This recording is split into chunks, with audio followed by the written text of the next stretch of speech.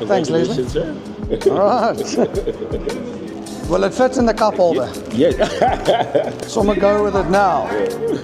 Oh, perfect. Thanks, Leslie. How did you find our dealership? Terrible. You can't be. Came here, didn't see any nice cars, struggled my arse off. No, it was really a nice dealership to work with. Jock and his team, Leslie, all of them, very helpful. Got everything sorted. Didn't actually come to buy a car like this. Yeah.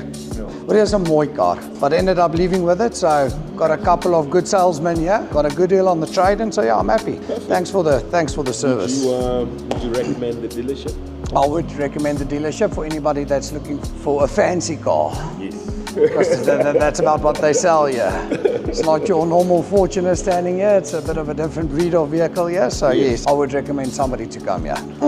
Yeah, that ought to do it. Yes. That should do it. Ek stres my gat af oor hom, maar okay. Ek weet nie, ek ken hulle